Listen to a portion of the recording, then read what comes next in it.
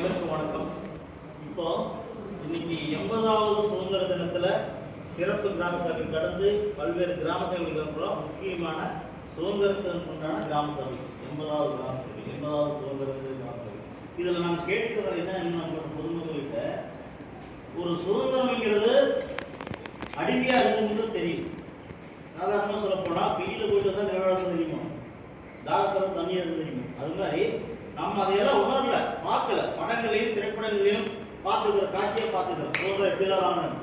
ஆனால் இன்னும் ஒரு சுதந்திரம் தேவைப்படுது, சுதந்திரம் தேவைப்படுது எல்லாருக்குமே. ஆனால் அந்த சுதந்திரம் என்னன்னு தெரியாமையோ அடிமையாகிட்டோம். இன்னும் சுதந்திரம் கிடைக்காம இருக்குது, 2 சுதந்திரம் கிடைக்காம இருக்குது. அந்த 2 சுதந்திரத்தை வாங்குறது, அந்த 2 சுதந்திரம் என்னன்னு தெரியாமையே இங்க இருக்கிற எல்லாருக்கும் ஒட்டுமொத்த நாடே அடிமையா இருக்கும். கொஞ்சம் கொஞ்சமா அடிமையாகிட்டு. அது என்ன தெரியுங்களா? கண்ணுக்கு தெரியாம நம்மளால அடிமையாகிட்டு 2 விஷயத்துல. யாருக்கா தெரியுமா? ஒண்ணு காற்று, இன்னொன்னு நீர். சரிங்களா? காற்று யார் காரணம்? காற்று மாசுபடுறதுக்கு நாம தான். பொது இடங்களில் குப்பை கட்டுறதுனால அதுல பரவல நோய்கள், அது சுவாசிக்கிற காற்று.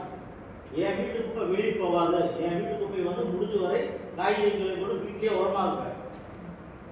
மீறி வர தவிர்க்க முடியாத எண்ணெய் கவர், பால் கவர், பிஸ்கட் வந்தால் அதை முறைப்படி தூய்மை காட்ட ஒப்படைப்பேன். ஏன் குப்பை வெளியே போகாது அப்படின்னு உறுதியை போடும். இது காற்றுக்கான சுதந்திரம். இன்னொன்று நீருக்கான சுதந்திரம். தண்ணி, ஆற்று தண்ணி, உப்பு தண்ணி, கிணறு தண்ணி, பைப் தண்ணி, குழாய் தண்ணி பாட்டில் தண்ணி நீ தண்ணியோட நிலைமை எப்படிங்கிறது சிந்திக்கணும். அது காரணம் யாரு? முறையா மரங்கள் வளர்க்காதது, நிலத்தண்ணீர் சேமிக்காதது, தண்ணியை கவனக்குறைவாக அஜாக்கிரதையை பயன்படுத்துறது, தேவைக்கு மீறி பயன்படுத்துறது. நகர்ப்புறத்தில் பார்த்துருப்பீங்க, கார் கழுவுறது, வாஷ் பண்ணுறதுக்கு, தரையை துடைக்கிறதுக்கு, பெட்ரோல் பங்கு தரையை துடைக்கிறதோ அவ்வளோ தண்ணி. ஒரு கிராமத்துக்கு குடிக்கிறதுக்கே தண்ணி இல்லாமல் இருக்கு. வெளிப்படையாக சொல்லப்போனால் கழிவறைக்கு போகிற கூட தண்ணிகள் பார்த்து போகணும்னு சொல்லி இருக்கு. அப்போ என்ன பண்ணால் அடுத்த தலைமுறைக்கு தேவையான அவேர்னஸ் நீர். அப்போ நம்மளுடைய பங்களிப்பு இந்த 80வது சுதந்திரத்தில் நம்ம என்ன எடுத்துக்கோன்னா, நான் என்னுடைய அடுத்த தலைமுறைக்கு மிகப்பெரிய சொத்து சேர்க்கிற சொத்து தூய்மையான காற்றை கொடுத்து போகிறேன், தூய்மையான நீரை கொடுத்து போகிறேன். இந்த 2 விஷயத்த இந்த 80வது நாள் 80வது சுதந்திர நாள் பதிவு விடணும். நான் ஒரு விஷயத்தை சொல்கிறேன், வாக்கியமாக சொல்கிறேன், திருப்பி சொல்றீங்களா? நான் பொது இடங்களில் குப்பை கொட்ட மாட்டேன், கொட்டுபவர்களையும் கொட்ட விட மாட்டேன். நான் பொது இடங்களில் குப்பை கொட்ட மாட்டேன், கொட்டவும் விட மாட்டேன், கொட்டவர்களையும் விட மாட்டேன், கொட்ட வருபவர்களையும் விட மாட்டேன். நான் கொட்ட மாட்டேங்கிறது எனது தனி உரிமை, எனது கடமை. கொட்டுவதை தடுப்பேங்கிறது சமுதாய பொறுப்பு. எப்படி? என் பக்கத்து வீட்டுக்கார குப்பை கொண்டுவானா, ஏப்பா வீடு வீட வண்டி வருது, அவங்க சொன்ன பார்த்து ரிப்பேர் ஆகுது பரவாயில்ல, ரெடி இல்லை, ஆனால் வீடு வீட குப்பை ஓடுது. அந்த குப்பையோட தூய்மை கலர். நம்ம வீட்டு குப்பையை வடதையில் எடுக்காம இடதையில் எடுத்து போடுறோம். உண்மையா போயா? குப்பையில வந்துட்டா நம்ம என்ன பண்றோம்? இந்த கை எடுக்கிறோமா, இந்த கை எடுக்கிறோம். அப்ப நம்ம உயிரும் நமக்கு சுவாசிக்க காத்து நம்ம மேலுக்கு முக்கியம். அவ்வளோ மனுஷன் தானே.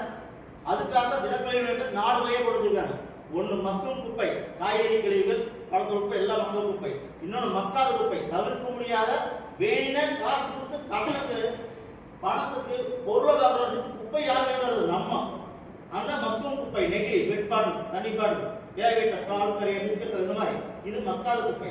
2வது மருந்து. ஏதாவது 3வது விஷயம் இவங்களால புலம்ப வேண்டிய விஷயம் அவங்களுடைய பாதுகாப்பு.